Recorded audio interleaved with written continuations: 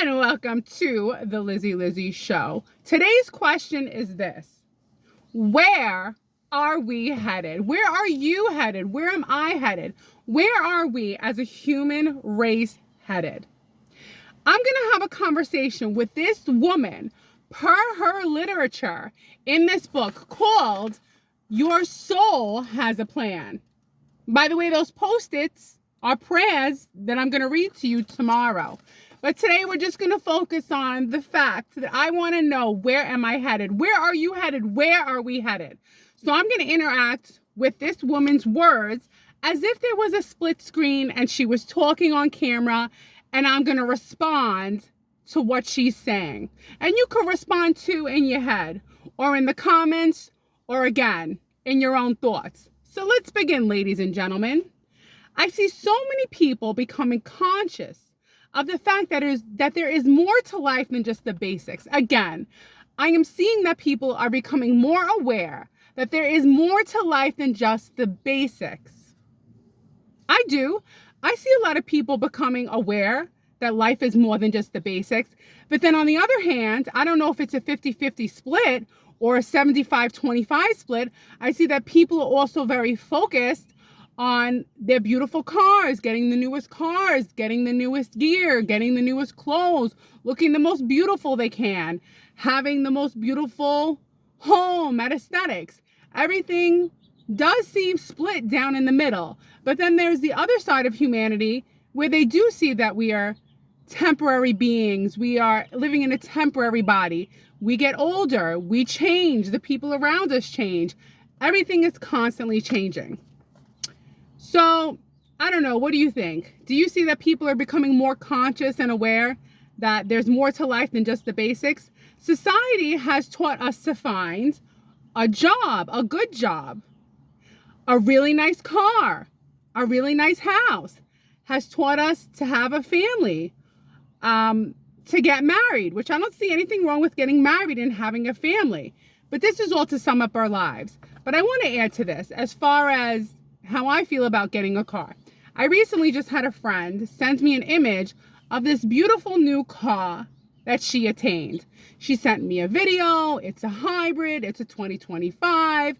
And I'm looking at this video, and to be honest with you, I don't know why, because I'm not a materialistic person, but it was starting to bother me a little bit because I drive this car that is old. I feel like people judge me when they see me in it. But then at the same time, I don't care what people think. It drives slow. I can't go over a certain mileage. It starts to shake. I already brought it to the shop. I paid $500. It still does a shaking. If you go over a certain mileage, it's like an old person. If you go too fast, it's like falls over. So anyway, my point is that I was feeling a little jealous, a little envious of this person's beautiful car. So now I start looking for beautiful cars. I'm looking on the internet. I'm looking at used cars, a pretty little tin can, color green, color blue. And I'm like, Lizzie, you could have a new car too. But then I said, Liz, but you don't care about that. That's not going to make you live longer. That's not going to make you live a better life. But maybe you deserve a new car. You go to work.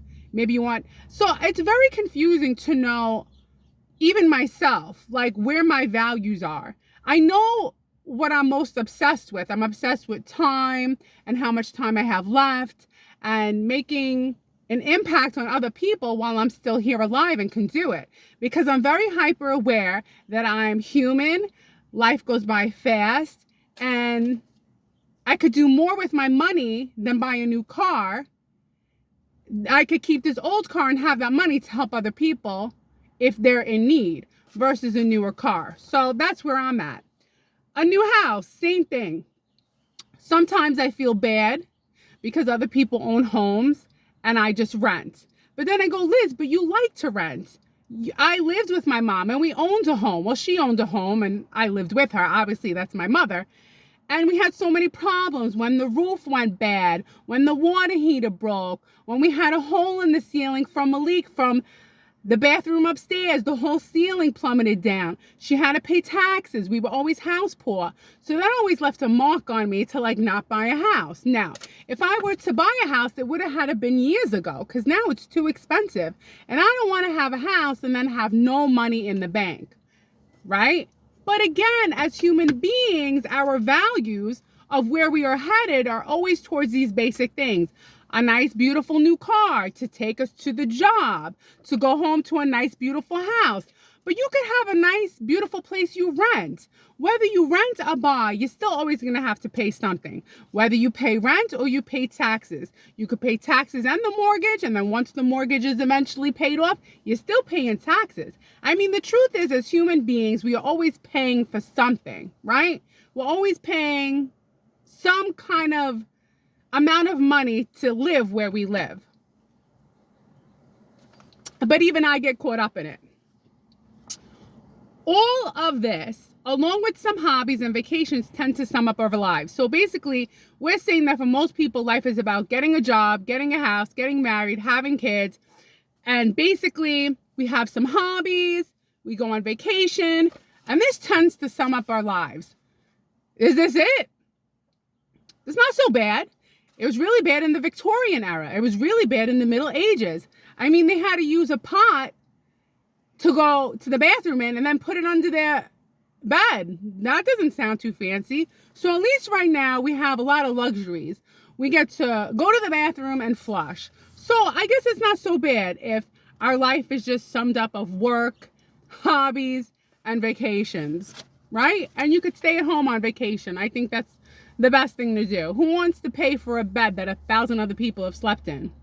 So let's get back to what she's saying. But right now, many people are starting to wake up to the fact that life is much more than a checklist. I agree. Life should not be a checklist, which is why I think a lot of younger people or people feel lost, because they think that there is no checklist. You're just alive. That's basically the meaning of life, is you are alive. To feel the best you can every day, whether that be eating right, exercising, do a job of service, servicing humanity, as humanity will then service you. When you work in the medical field, you see that it's the circle of life. We all get older and we all need someone to love us and take care of us on a compassionate level. It's not just about being young and beautiful. We're all going to reach that 8th decade of life. God bless us if we meet that 90th decade of life with health, vitality, and energy. And if we are in bad health, by just the luck of the draw, there are people who are there to help us and be kind to us. There are good people who are not attached to the material world to give them constant pleasure, because it will constantly, the cup will go empty for more and more material things. So forget about a checklist. You have everything if you have your health, number one. You're healthy, you're wealthy.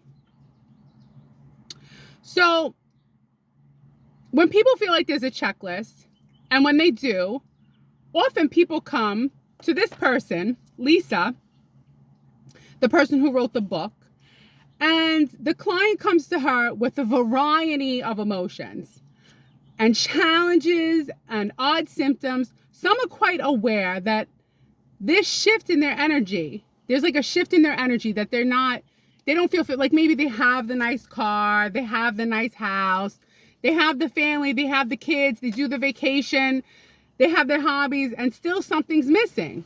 So then they go to see Lisa Barnett. Now remember, Lisa Barnett wrote the book, Your Soul Has a Plan. And remember, it deals with the Akashic Records. What the Akashic Records are, it's basically all the actions, events, and thoughts of your life written in the cosmic plane that you cannot see. You cannot alter your thoughts that have been recorded in the Akashic Records, the events, the actions. It's all basically printed there for eternity until you deal with your karma and become better. So even your thoughts, it's keeping track of. That's pretty scary. So now Lisa Barnett, the person who wrote this book, has clients coming to her saying that some are aware that there's an energy shift. And it ranges from feelings of being lonely, feelings of being exhausted, and feelings of also wonderful synchronicities. So a lot's going on here. From feeling lonely, exhausted, and experiencing wonderful. So there's a paradox here. So I guess people are feeling lonely and exhausted, but then there's also synchronicities in their life that they're paying attention to. Quite the paradox. So are people, do you think that are people having a spiritual awakening right now? You know, everybody's different. Some people were born having a spiritual awakening. Like from the day they were born, from the day they were like 5 years old walking around. You're like, look at this little angel. I mean, you're learning from this little being of light.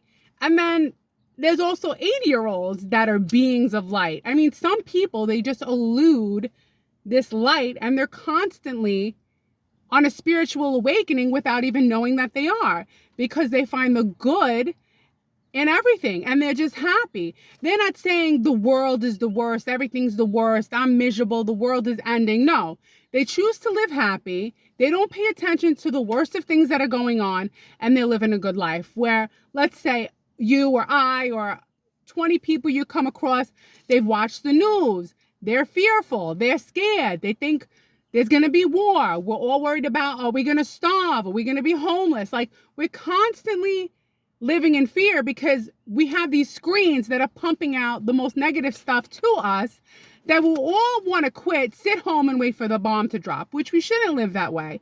Because even in World War II and even during World War I, people still had families, people still had babies, people still had a good life and still had happiness and still prevailed.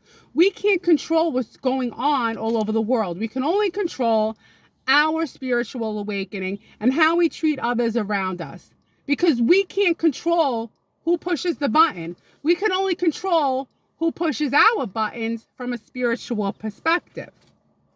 So why are people, I guess the question is, why are people having a spiritual awakening now? Well, there's various reasons why people are waking up now.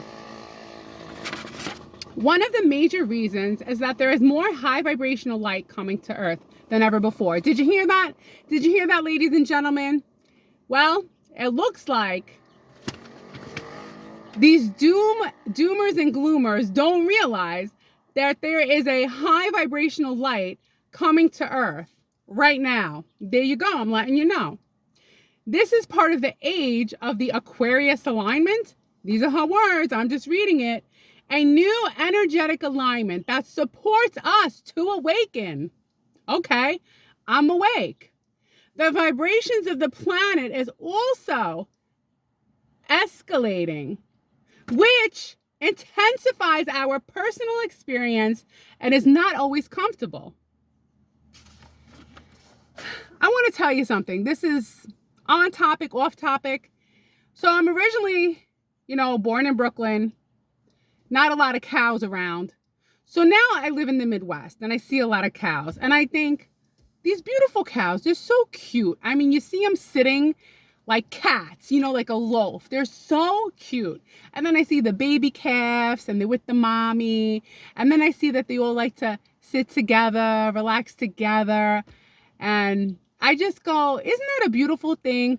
Like, as terrible as people, not us, but governments are, and they're dropping bombs, and I mean, why do things need to escalate? Can't people just have a conversation? But nevertheless, these cows, I'm going somewhere with this. They're sitting, they're relaxing, they're peaceful. They don't know what's going on. As a matter of fact, they don't even know what their future holds. They just have something on their ear that they think is an earring, but it's not an earring. And a girl from Brooklyn, New York had no idea. At first I'm thinking, I don't know, is that a yellow earring? Earring number 432? No.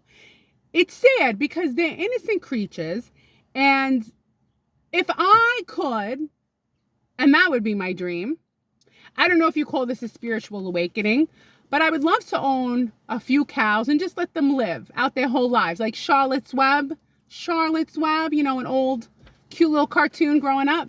So I had a patient today in her 80s, and we were talking about the cows. I was saying how I see the cows when I drive to work and when I drive home too, but usually they're up by then. And she was saying how her cow just gave birth to some calves. And I said, can I have one? And she said, no. She said, we're going to feed them corn. We're going to feed them hay. We feed them good. And then we sell them. I said, that's so sad. I said, you know what? Here's a fact for you. Do you know that if everyone ate the way Americans eat like the meat, we would need 5 Earths to support the cows and the food for the cows. 5. So it breaks my heart. But what's interesting is I'd like to believe that they're high spiritual beings and they go to heaven and they're sacrificing their lives. But that's my way of coping. Do you see what I mean? Like, that's my way of coping with something that if I think too much about things that hurt, like what they do to the pigs when I see the truck drivers and they have a delivery of pigs in there, I can't pay attention. I can't think about it because then I can't live life. Like, I can't. I picture I'm one of those pigs in there, or I picture I'm one of those cows. You know what I'm saying? Like, why are we any better than them? Oh, because we got a car? We got a house? Well, you know what I'm saying? Life is life. All life should live and not suffer. I mean, I get it. Everybody has to eat, but no life should suffer. All right? Pigs are very intelligent. There was a pig that actually saved a man. So there was this guy who had a pet pig. The guy had a heart attack. The pig, I'm not kidding you, he was a big fat pig though, big, a plumper, went into the middle of the road, laid there in the middle of the road. The guy stopped his car because he didn't want to hit the pig.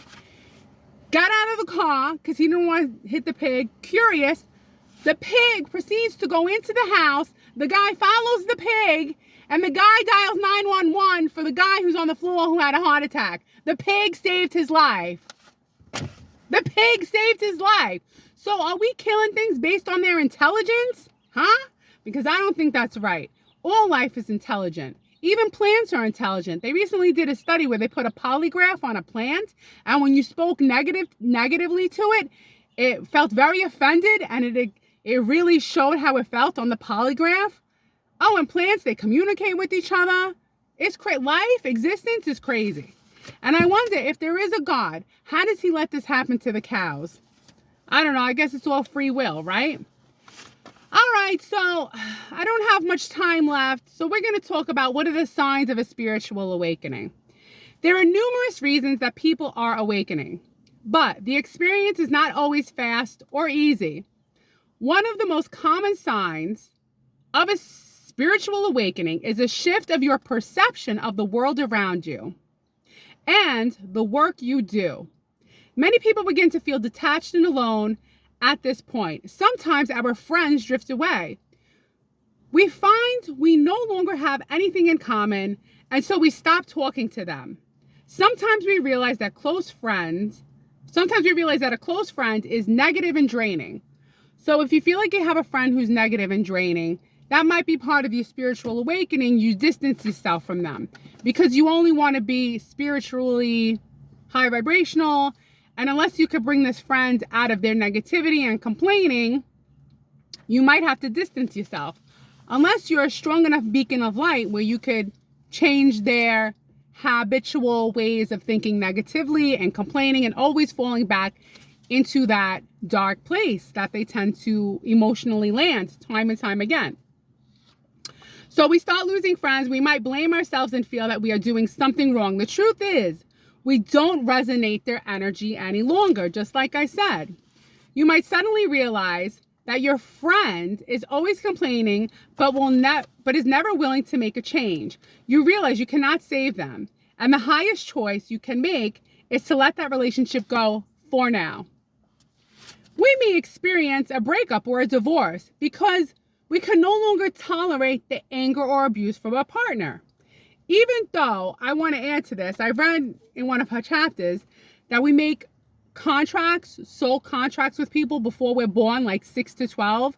And a lot of times we make these contracts to learn a lesson, to overcome karma.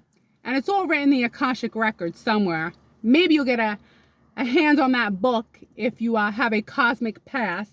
But most of us do not. So anyway, sometimes that experience of trauma triggers an awakening.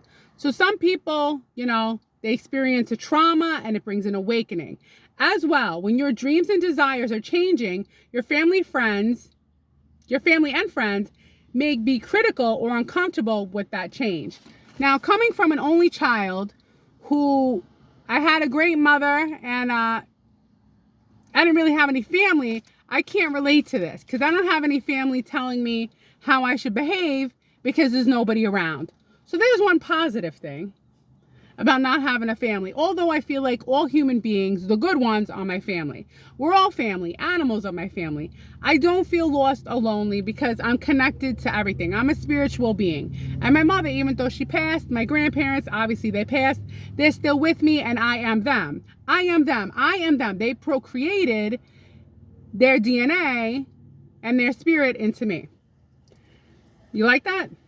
Good. So, a part of knowing if you are awakening, my friends, is that the world has expanded for you in a different way.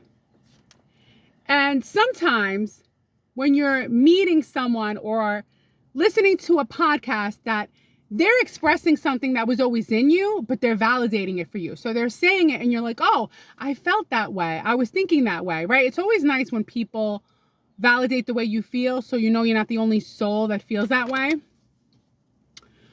People who are awakening might experience a variety of other symptoms such as heightened sensitivity. So if you are awakened, you will feel heightened sensitivity. I have heightened sensitivity almost all the time. I see certain people, I feel their energy, really good people, I know they're good people.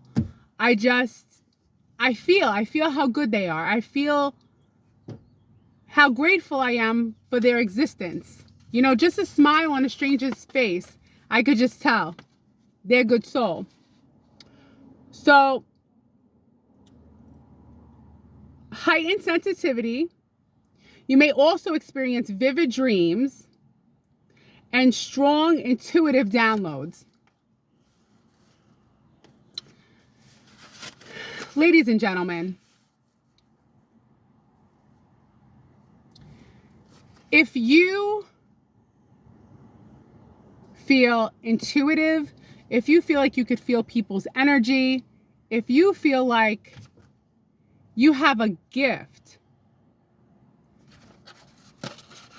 to heal people through your heart and your words, you are gifted. I have to go back to work right now, otherwise I would keep going, but I try to keep consistent. I'm getting a text from a doctor right now. I gotta go. But all right, I'm gonna put my window up and I'll see you guys tomorrow. Tell me what you think of this video. I'll see you next time. Bye.